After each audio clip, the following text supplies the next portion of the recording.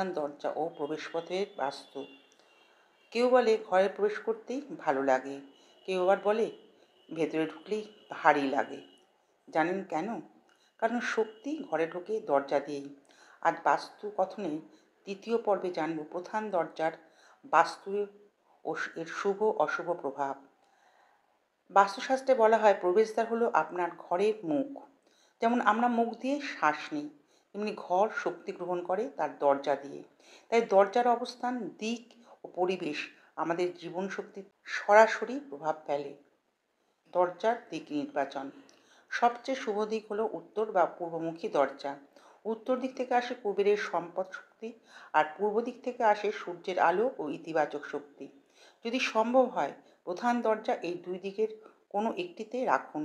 দক্ষিণ বা পশ্চিমমুখী দরজা একেবারেই নিষিদ্ধ নয়, তবে এর ভারসাম্য রাখতে দরজার সামনে উজ্জ্বল আলো ও শুভ প্রতীক বা গাছ রাখতে হয়। দরজার নকশা ও উপকরণ। প্রধান দরজা যেন শক্ত ও পরিচ্ছন্ন হয়। কাঠের দরজা সবচেয়ে শুভ ধরা হয়, কারণ এটি প্রাকৃতিক শক্তি বহন করে।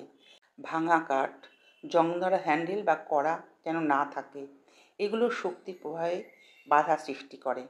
দরজায় ঘণ্টা বা নাম ফলক থাকলে ইতিবাচক কম্পন বাড়ে।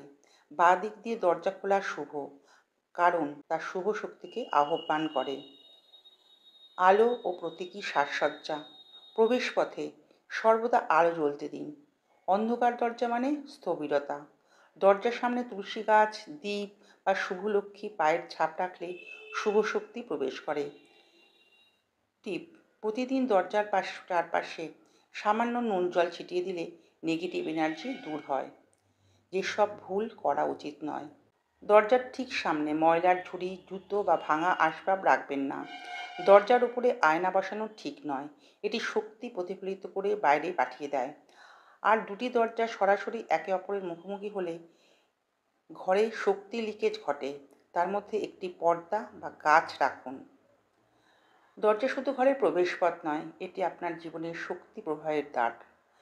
যদি দরজা শুভ থাকে, ঘরে আসে সম্পদ, শান্তি আর সমৃদ্ধি। পরের পর্বে আমরা জানব রান্নাঘরের বাস্তু, যেখানে আগুনের সঙ্গে মিশে আছে জীবনের শক্তি ও স্বাস্থ্য। ততদিন নিজের ঘরের দরজায় একবার তাকান, দেখুন সেখানে আলো আছে তো।